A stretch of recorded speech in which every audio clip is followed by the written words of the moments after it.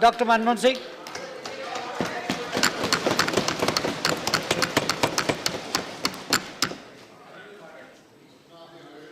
Mr. Chairman, sir,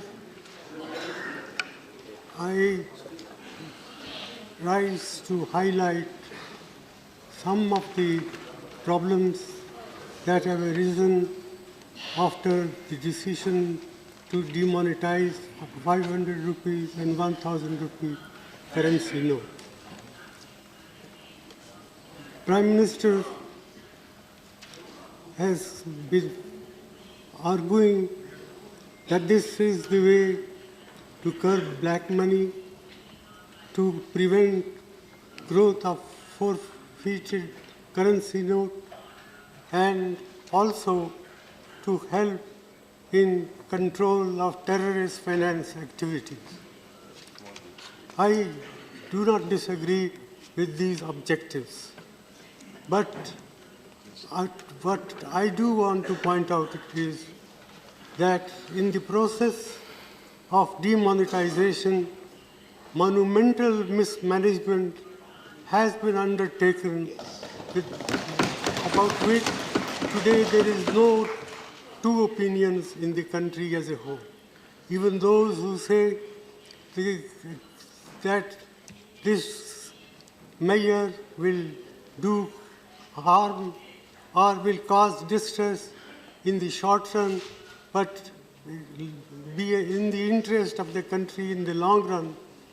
Well, I am reminded of what John Keynes said once, in the long run, all of us are dead. And therefore, it is important to take note of the grievances of the people, the ordinary people who have suffered as a result of this imposition on the country overnight by the Prime Minister. And I say so with all responsibility that the outcome, we do not know what will be the final outcome. Prime Minister has said that we should wait for 50 days. Well, 50 days is a short period, but for those who are poor and deprived sections of the community, even 50 days torture can bring about disastrous effects. And that's why about 60 to 65 people have lost their lives. Maybe more.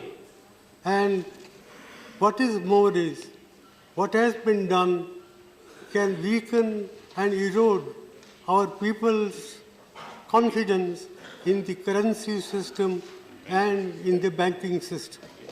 One, I would like to know from the Prime Minister the names of any countries he may think of where people have deposited their money in the banks, but they are not allowed to withdraw their money. This alone, I think, enough to condemn what has been done in the name of greater good for the people in the world. And, sir, I would further like to point out that, in my opinion, this scheme of monetization, the way it has been implemented, will hurt agricultural growth in our country, will hurt small industry, will hurt all those people who are in the informal sectors of the economy. And my own feeling is that the national income, that is the GDP of the country, can decline by about 2 percentage points as a result of what has been done.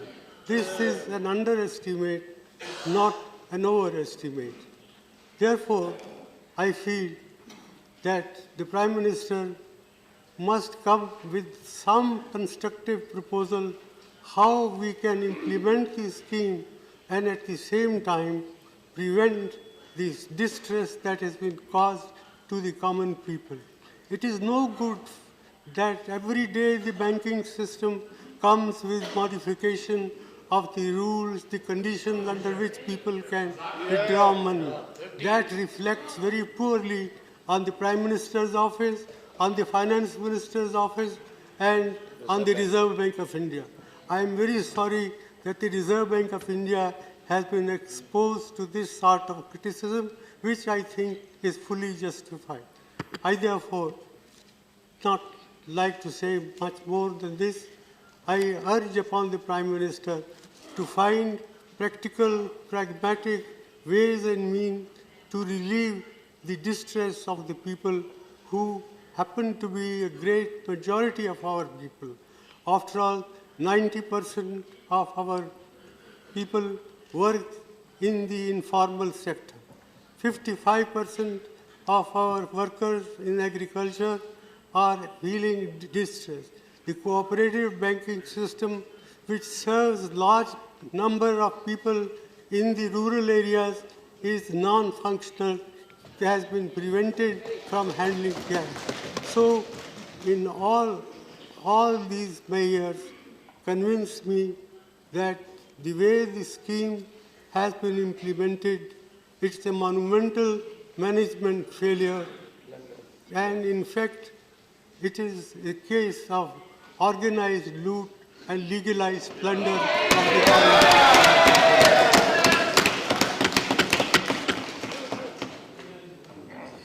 With these words, sir, I conclude it is not my intention to pick holes in what one side does or another side does, but I sincerely hope that the Prime Minister will, even at this late hour, will help us to find practical, pragmatic ways and means to provide relief to the suffering people of this country. Thank you.